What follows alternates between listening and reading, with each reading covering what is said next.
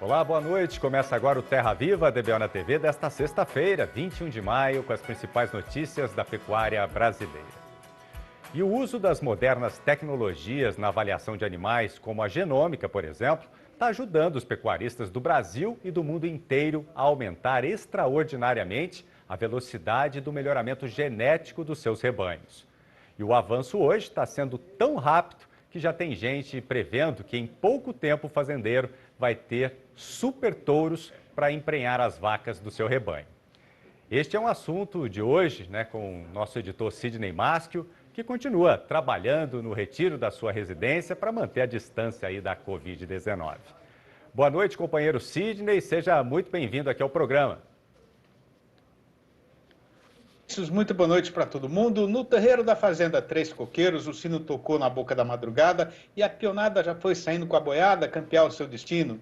E depois de cumprir a jornada, a comitiva viajadeira do Terra Viva DBO na TV está chamando agora os companheiros boiadeiros e as companheiras boiadeiras da freguesia para se reunir, para a gente poder contar como foi vencida essa lida na apresentação da nossa função novidadeira do dia. Pois é, o grande avanço das tecnologias de seleção e melhoramento genético do gado de produção está provocando aí uma verdadeira revolução na pecuária. Mas a questão é que ciência não é mágica e mesmo a genômica ainda está muito longe de alcançar a perfeição. Pois então, para saber se o super touro existe mesmo ou se ele ainda vai demorar para chegar, a gente convidou para a nossa entrevista de hoje o zootecnista William Coure Filho, que é diretor da Brasil com Z e vai participar do programa falando interneticamente, ao vivo, diretamente da casa dele, que fica ali no município de Jabuticabal, aqui no interior do estado de São Paulo. Muito boa noite, William. Muito obrigado por você ter aceitado participar dessa prosa com a gente aqui na televisão. Seja muito bem-vindo aqui no nosso arranchamento eletrônico. Boa noite, Sidney. Boa noite a todos que nos acompanham no DBO na TV. Poxa, é um prazerzão tá falando contigo, né? Nem que seja virtualmente. Melhor seria ainda estarmos juntos presencialmente. Mas logo chegamos lá. Essa hora há de chegar e não há de demorar, né? William, afinal de contas, o super touro existe ou ainda é uma peça de ficção? Sidney, nós buscamos identificar o super touro. Essa prosa sobre o super touro é uma conscientização de que não basta simplesmente termos um índice alto num programa de melhoramento genético. É preciso nós termos uma régua de DEPs balanceada e que esse touro também apresente características morfológicas produtivas e funcionais a contento. Então, a verdade é que um índice pode simplesmente apontar um reprodutor em destaque naquele programa de melhoramento genético, mas ele pode ter um desbalanço de DEP ou alguma característica morfológica que não agrade, que não o credencia como super touro. Interessante isso, né? Agora, William, com tudo que a gente tem de tecnologia, com tudo que a gente já avançou, né? Por que a ciência ainda não consegue produzir animais perfeitos? Sidney, a verdade é que a ciência avançou demais e hoje é inadmissível um produtor de semente melhoradora, que é o touro, não utilizar as tecnologias das avaliações genéticas e também das genômicas. Porém, o olhar do selecionador no gado, no curral, presente, enfim, o olho do dono, ainda assim é fundamental, porque os programas de melhoramento ainda não conseguem quantificar com exatidão características como aprumos corretos, que são super importantes para a funcionalidade, não temos DEP de umbigo, e mesmo a conformação frigorífica, ela anda muito, vamos dizer assim, atrelada numa avaliação genética a uma matriz de parentesco. Portanto, quando a gente concilia números com o olhar do selecionador, com o talento humano, com características morfológicas avaliadas com metodologia, aí sim a gente equilibra mais as coisas e avançamos para reprodutores mais completos. Olinho, Até onde pode avançar o trabalho de seleção e melhoramento genético de um rebanho? Tem um limite para parar? Ou aonde você possa dizer, o trabalho aqui está concluído? Sidney, não, é um processo dinâmico onde a gente sempre está buscando evolução. Vamos lembrar que o Nelore conquistou o espaço na pecuária brasileira, hoje representa, se 80% do rebanho tem um maior percentual de sangue ou de genes zebuínos, 80% desses zebuínos ainda é Nelore. E foi muito em função da adaptabilidade da raça a nosso sistema de produção. E essa adaptabilidade está diretamente relacionada também à reprodução. Portanto, a gente não pode perder essas características chamadas aí de rusticidade e evoluirmos para características produtivas. Então, essa busca incessante do reprodutor mais completo, ou principalmente de um rebanho mais completo, ela vai ser constante. Então, vamos identificar, sim, reprodutores de exceção, mas massificar todo esse pacote tecnológico no rebanho do Brasil como um todo, aí a gente tem um caminho ainda a perseguir. William, se o super touro não existe, né? Como é que o produtor, como é que o pecuarista vai fazer para achar o melhor touro do Brasil para levar lá para a fazenda dele? Primeiro, Sidney, a gente tem que lembrar que o Brasil é um país de dimensões continentais, onde cada fazenda tem uma realidade que pode ser diferente até do seu vizinho, e ainda mais quando a gente considera realidades de Rio Grande do Sul ou de Centro-Oeste de Brasil. Portanto, o touro mais adequado, o que a gente pode chamar de super touro, para um determinado criador, não necessariamente coincide com o do outro. Falando de pecuária de precisão, é a mesma coisa se nós utilizássemos uma formulação de adubo 414-8, por exemplo, de NPK, para a plantação de qualquer cultura em qualquer região. Não. Antes de tudo, a gente precisa conhecer o solo, ou seja, a gente precisa conhecer o nosso rebanho. Aí, uma análise técnica dessa análise de solo do nosso rebanho para poder indicar a formulação mais adequada para nós atingirmos o máximo de produtividade.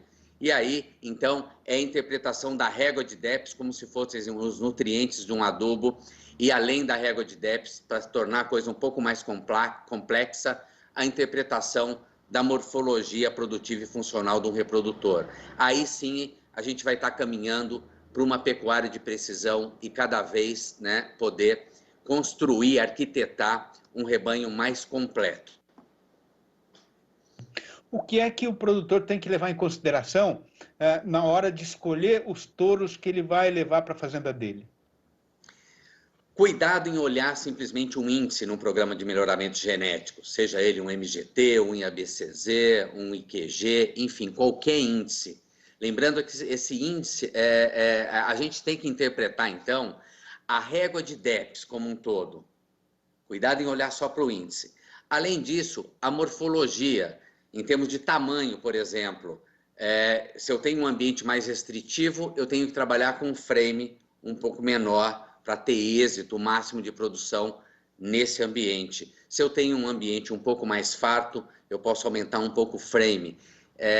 Então, ele deve olhar basicamente, não só para o índice, mas interpretar a régua de DEPS e olhar de maneira crítica para a morfologia do indivíduo, buscando masculinidade nos touros, feminilidade nas fêmeas, umbigo corrigido, adequado, muita profundidade de costela para produzir carne em ambiente tropical bastante, precisamos de profundidade, arqueamento de costelas e uma boa volume e distribuição de massas musculares. Não é fácil a gente conversar disso em 15 minutos, Sidney. Espero ter conseguido dar uma explanada mais geralzona. Pois é. Esse assunto é emocionante e também dá para conversar, para fazer um programa inteiro, né? Agora, William, o que é que o pecuarista tem que saber das vacas dele antes de escolher o touro? O que a vaca tem a ver com a escolha do touro? Bom, vamos lá. O primeiro recado é que o pecuarista tem que entender que, primariamente, ele é um agricultor de capim. E a pecuária nossa, em ambiente tropical, é voltada para produção sustentada em ambiente de pasto. Então, cuidem dos pastos. Na vacada, a lição de casa primeira é selecionar para a fertilidade. Define uma estação de monta, que não precisa ser extremamente curta, né? Uma estação de monta onde os touros vão estar presentes na vacada, para poder medir qual vaca está produzindo e qual é aquela que a inquilina mal pagadora. Está lá só dando despesa e não paga o aluguel, não paga a conta. A segunda etapa seria eliminar vacas que desmamam bezerros muito abaixo da média. Então, fertilidade e medida com uma estação de monta definida e desmamar um bezerro a contento em termos de qualidade são os dois pontos principais. Dali para frente, a gente começa a lapidar. Aí é um ajuste mais fino, Sidney. Tá certo. Bom, daria para a gente terminar o programa só com esse assunto, então, né, William? Mas a gente vai ficar por aqui. Então, eu queria agradecer muito a sua participação no programa, sempre com informações muito precisas, né, muito úteis para o dia a dia da Fazenda. Mandar um abração para você, para toda a turma aí da Brasil com Z. E até uma próxima vez, William. Grande prazer estar contigo, Sidney. Grande prazer conversar aí com os telespectadores do DBO na TV. E até uma próxima, meu amigo. Um abraço, obrigado. E a gente volta agora para os nossos estúdios no bairro do Morumbi, aqui na capital de São Paulo, com o companheiro Vinícius Marra. Obrigado, Sidney. Daqui a pouco você volta também com mais informações. Vamos agora para o nosso primeiro intervalo. Na volta tem uma análise do mercado do milho e vamos mostrar que em Minas Gerais a quebra da safra do grão deve ser de pelo menos 40%. A gente volta em instantes. E o Terra Viva DBO na TV está de volta. E vamos agora conferir como está o mercado do milho com o pessoal da Scott Consultoria. Acompanhe o cenário para o curto prazo. Destaco aqui o preço na região de Campinas, ao redor de R$ 107,00 por saca de 60 quilos. É um cenário aí de ligeira queda na comparação com a semana passada, né, quando os negócios chegaram aí até R$ 108,00 por saca na região, né? Esse cenário ligeiramente mais frouxo em função das quedas do dólar frente à moeda brasileira, né, que impacta sobre os preços das commodities, e também uma situação melhor em termos de avanço da semeadura do milho nos Estados Unidos, né? O plantio por lá atingiu 80% da área prevista, frente aos 78% semeados até esse momento na safra passada, e uma média aí de 68% do milho semeado até então, na média das últimas 5 temporadas, né? Então esse ritmo melhor de plantio por lá também colaborando com o cenário ligeiramente mais frouxo dos preços aqui no mercado interno, né? Mas por hora, em função da baixa disponibilidade da demanda aquecida, a gente tem aí as quedas sendo limitadas também de preço nesses momentos de pressão de baixa, né? Por curto prazo, a expectativa é de mercado firme, pensando agora nesse final de maio, primeiras semanas de junho, né? Ou seja, o mercado deve seguir com baixa oferta até a segunda safra, a colheita da segunda safra ganhar força no país, né? Então, além da demanda firme, a gente tem uma baixa disponibilidade que deve aí limitar as quedas nesses momentos de pressão de baixa em função de câmbio, e também essa incerteza com relação à produção na segunda safra é um fator aí de manutenção da firmeza dos preços no mercado interno, né? Então, atenção ao câmbio, atenção aos semeadores nos Estados Unidos e atenção também ao desenrolar da segunda safra no Brasil, né? E por falar na segunda safra, no relatório agora de maio, a Conab revisou a produtividade média esperada para o milho de segunda safra no país na temporada atual, né? Temporada 2020-21, em 4,2%, né? Em relação ao relatório anterior, e a produtividade média das lavouras esse ano, por hora, aí 2,3% menor na comparação com a safra passada, né? Então, em função do clima adverso no Brasil Central, no Centro-Sul, com destaque para o Paraná e algumas regiões no Centro-Oeste, como principais fatores que levaram aí essas revisões para baixo na produtividade média esperada para a cultura esse ano. E com isso, a produção de milho na segunda safra no Brasil, no ciclo atual, deve ser 3,4% menor que o estimado no relatório anterior. Então, as incertezas com relação à segunda safra continuam, né? E segue aí como principal fator de sustentação das cotações no curto prazo. Pontualmente, a gente pode ter aí o câmbio impactando negativamente as cotações, assim como a situação melhor também de semeadura nos Estados Unidos, mas, como eu disse, por hora, sem espaço para quedas maiores nas cotações, em função dos baixos estoques internos e também da demanda que segue aí bastante firme aqui no mercado interno. Por hoje é isso aí, pessoal. Um abraço a todos e até a próxima. E continuamos falando do milho. O momento não está nada bom para os produtores do grão de Minas Gerais, o que deve trazer reflexos para a pecuária. A quebra da safra do grão por lá deve ser de pelo menos 40%. A projeção é da AproSoja e ao longo das últimas 2 semanas a situação ficou ainda pior.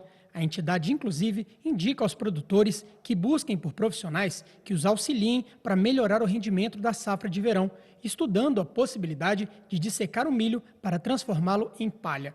A AproSoja alerta ainda que a quebra do milho vai gerar prejuízos para outros segmentos no estado, como a bovinocultura, a suinocultura e a avicultura, podendo, inclusive, refletir no preço dos alimentos. E vamos para mais um intervalo. Na volta, vamos falar de exportações. As vendas externas de carne bovina seguem acima de 100 mil toneladas ao mês. A gente volta já já. Estamos de volta com Terra Viva DBO na TV. As vendas externas de carne bovina seguem acima de 100 mil toneladas ao mês, há quase 3 anos. Desde julho de 2018, as exportações mensais brasileiras de carne bovina in natura estão acima de 100 mil toneladas. Até então, a sequência anterior mais longa com os embarques acima dessa quantidade havia sido verificada entre maio de 2006 e junho de 2007, ou seja, por 14 meses. Segundo pesquisadores do CPEA, esse cenário é resultado da demanda internacional aquecida. No campo, contudo, a produção brasileira não conseguiu acompanhar o avanço na demanda por carne. O resultado foi o contínuo aumento nos preços do boi gordo, da reposição e também da carne negociada no mercado atacadista nacional. Nos primeiros 5 meses de 2021, o boi gordo tem sido comercializado em torno de R$ 310. Na B3, os contratos com vencimento no final deste ano operam na casa dos R$ 330. Agora nós vamos até o município de Cidade Gaúcha, no Paraná, conhecer um pouco sobre o manejo da pecuária regional e, em especial, a produção de bezerros e novilhas, resultado do cruzamento industrial.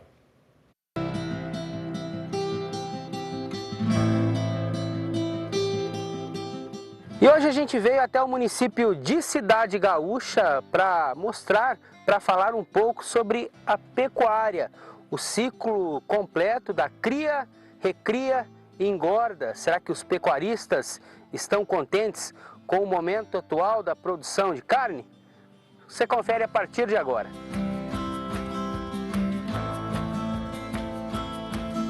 Hoje a pecuária está dando um retorno bom, mas anos atrás passamos por momento bem apertado. A carne não estava muito valorizada, mas hoje com certeza está tendo um melhor retorno. O pecuarista Kleber também destacou os benefícios do IATF, inseminação artificial por tempo fixo. A IATF é uma ferramenta que ajuda muito, tem ganhos genéticos extraordinários e é o futuro. Tem que mexer com o IATF porque os animais saem mais precoces, ficam menos tempo na propriedade e o giro na propriedade é maior de animais. A produção de bezerros também é outro diferencial aqui da fazenda.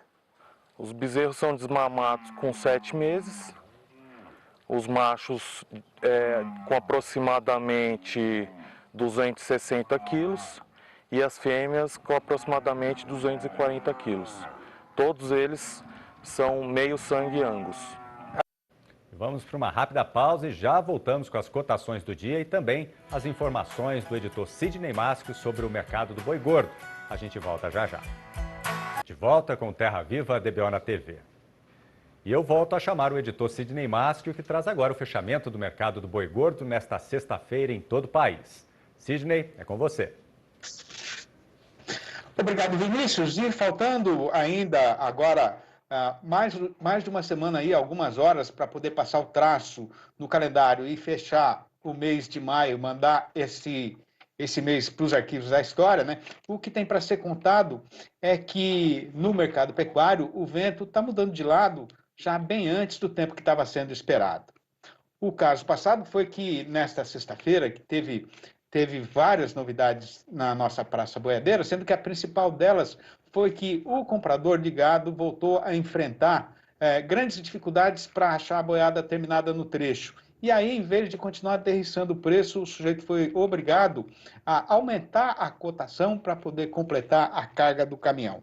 É verdade verdadeira mesmo que todo mundo já sabia que a desova do final da safra seria menor do que o normal, mas a previsão era de que ela daria para fechar o mês com certa tranquilidade, de modo então que esse novo aperto, esse aperto acontecido agora, que não estava sendo esperado para agora, já serviu para deixar o povo da indústria preocupado de novo. A respeito da demanda, ninguém está apostando nenhum tostão furado num aumento do movimento aqui no nosso mercado caseiro antes do pagamento do próximo salário ao trabalhador empregado. E isso quer dizer que o açougueiro vai continuar esquecido pela população, padecendo de solidão dentro do seu estabelecimento. Aí a esperança de alguma mudança agora vem justamente da exportação, que apesar dos resultados ruins, das últimas semanas, pode sim apresentar uma reação por conta aí da combinação entre a suspensão temporária das vendas de carne da Argentina com uma retomada mais animada, digamos assim, das compras da China. E o companheiro fazendeiro brasileiro deve prestar muita atenção, mais uma vez, no balanço do dia da Scott Consultoria, porque foram apuradas mudanças nas cotações em 16 das 32 regiões pesquisadas em todo o Brasil, sendo que o boi subiu em 12 delas e caiu só em uma, enquanto a vaca teve 8 altas e 3 quedas. Pois então, sem mais enleios nem devorteios, para a atenção dos amigos e das amigas pecuaristas do Brasil inteiro, a gente passa agora a fazer a recitação dessa lista, um serviço que está na mão do companheiro apresentador e jornalista Vinícius Marra. Acompanhe. Começamos com as altas da sexta-feira. Tanto em Barretos quanto em Araçatuba, aqui no estado de São Paulo, a arribada foi geral. O boi saltou para R$ 302,50 e a vaca para R$ 279,50 no prazo de 30 dias e já descontada a parte do fundo rural. No Triângulo Mineiro, o macho subiu para R$ 296,50, mas a vaca seguiu no sentido contrário e caiu para R$ 281,50. No sul de Minas, o boi também valorizou e vale agora R$ 291,50. Partimos para Goiás. Na capital Goiânia, o boi está cotado a R$ 288,50 e a vaca a R$ 279,50. Mesmo valor para o macho na região sul do estado, R$ 288,50. A vaca saltou para R$ 278,00.